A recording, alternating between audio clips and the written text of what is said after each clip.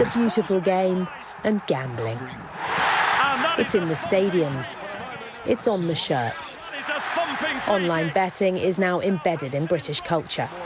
Instant access to a casino thanks to the smartphone. Fun or exploitation?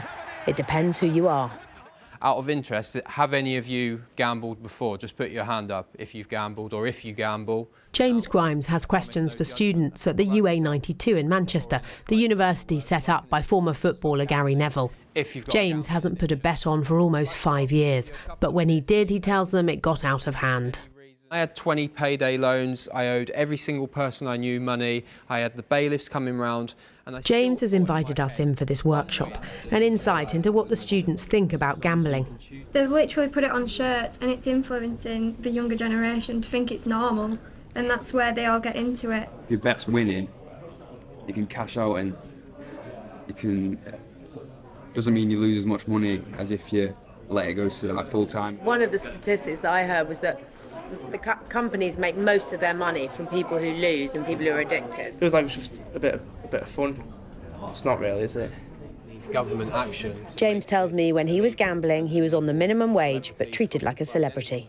I was losing thousands of pounds with a gambling company, and they gave me a VIP box at a Premier League football match. They gave me tickets to the horse racing. There would be £100 free bet in my account every week. And you know, I still get emails now, and I haven't gambled in nearly 5 years, and I still get emails from gambling companies saying, come back in, here's 100 free spins. This is about preventing the harm and preventing the exploitation of people like me who should have been asked questions about my affordability, who shouldn't have been sent free bets.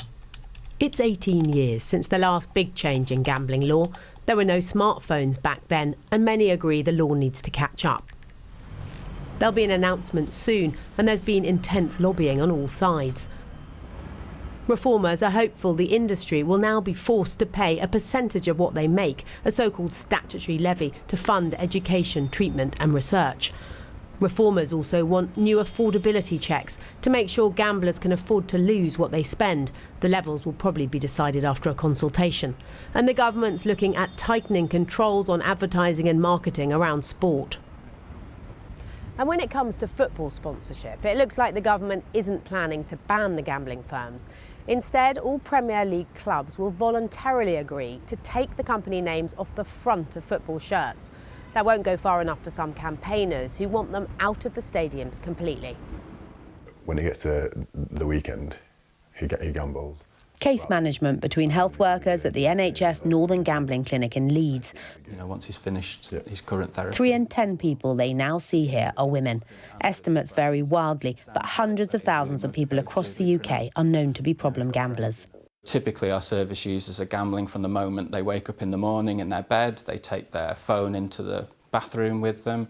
They take it in the car when they're even driving to work or on public transport. They're gambling at work. The wide availability of the products, the instant nature of it, the way the industry is advertising and marketing to people create a significant public health crisis, and that's what we have. My boys, look. Yeah. Go on, son. The adverts show the more sociable, celebrity-endorsed side of gambling, and the Betting and Gaming Council, which declined an interview, says most of the more than 22 million people who have a bet each month do so safely and responsibly. That was on the plane when we went on our last holiday. It was only after John Myers' son, Ryan, took his own life that the family discovered he had a gambling addiction. Ryan had even emailed a gambling company a few months before, after waking up to find he'd emptied his bank account. I know I don't deserve it, he said, but I was wondering if you could find it in your heart to maybe somehow refund some of what I deposited last night and then ban me. You get just emotional thinking what he was going through and how he must have felt at that time, you know what I mean, and he'd lost all his money. And well, the adverts need curbing.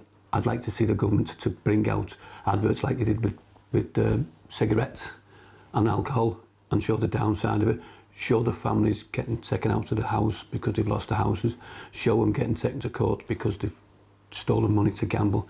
Let's face it, show the funerals. John hopes whatever the government proposes in the White Paper, it will protect future Ryans from gambling harm. Roll your boat. Katie Razzle, BBC News. And if you've been affected by any of the issues raised in Katie's piece there, you can find organisations offering help and support on the BBC Action Line website. Just search bbc.co.uk/actionline. All the information and advice you need.